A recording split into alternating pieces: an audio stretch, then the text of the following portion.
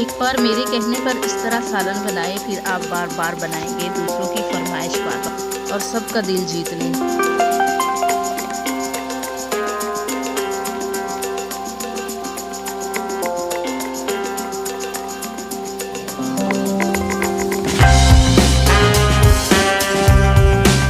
बिस्मिल्लाहिर्रहमानिर्रहीम। अस्सलामुअलैकुम वरहमतुल्लाहि वबरकातुहू। प्यारे दोस्तों, कैसे हैं आप? उम्मीद है आप ठीक ठाक होंगे, ईमान की बेहतरीन हालत में होंगे। जी अल्हम्दुलिल्लाह से मैं भी ठीक ठाक हूँ दोस्तों।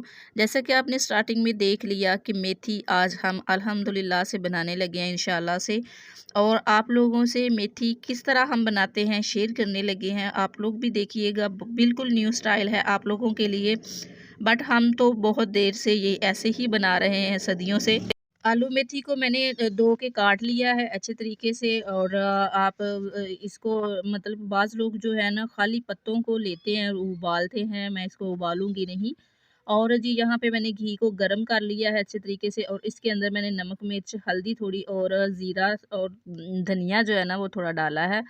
यहाँ पे मैं अदरक और लहसुन वगैरह नहीं डालूंगी, ना मैंने टमाटर ऐड किया है। कुछ चीज़ें ऐसी होती हैं जिनका अकेले ही काफ़ी ज़्यादा फ़ायदा होता है खाली, और उनकी ग़िज़ाइयत जो है ना वो कायम रहती है, लेकिन हम लोग अपने मुंह के जायके के लिए बहुत सारी चीज़ें ऐड कर देते हैं, इतने मिसाले डाल देते हैं कि बस पूछिए मत।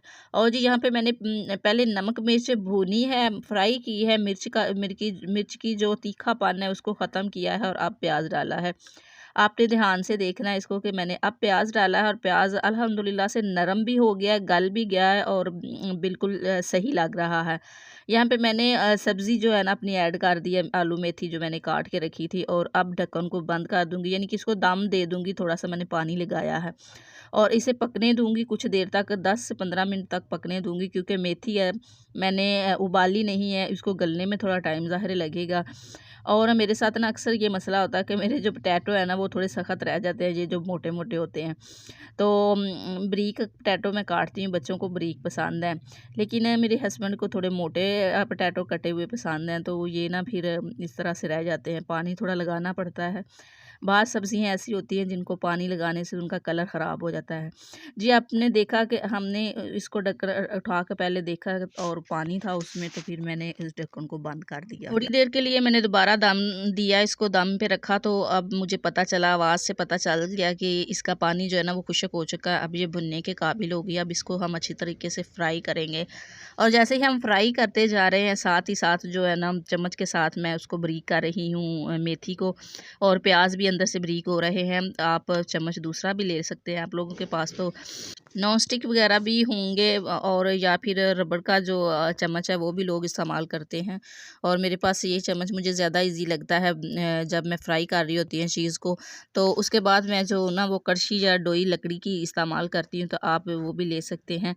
और यहाँ पे ना अल्हम्दुलिल्लाह से हंडिया हमारी तकरीबन तैयार हो चुकी है, थोड़ी और मैं फ्राई करूँगी इसको, और अच्छे तरीके से इसका जो पानी है ना वो खुश्क हो जाएगा। मेथी में ऑलरेडी पानी था, आपको पता है, धो के जब रखते हैं हम तो थोड़ा पानी उसके अंदर होता है, तो उसको फिर पकने में थोड़ा टाइम लगता है।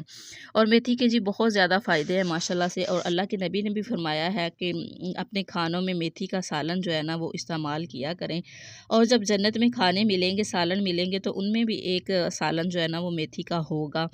और मेथी के बहुत सारे फ़ायदे हैं, और इसकी सबसे अच्छी बात जो मुझे बहुत ज़्यादा पसंद है कि इसकी खुशबू बहुत मज़े की होती है, बहुत प्यारी होती है। किसी हमसाये के घर में भी पक रही हो तो ऐसा लगता है जैसे कोई मेथी बना रहा है, मेथी का सालन कोई पका रहा है।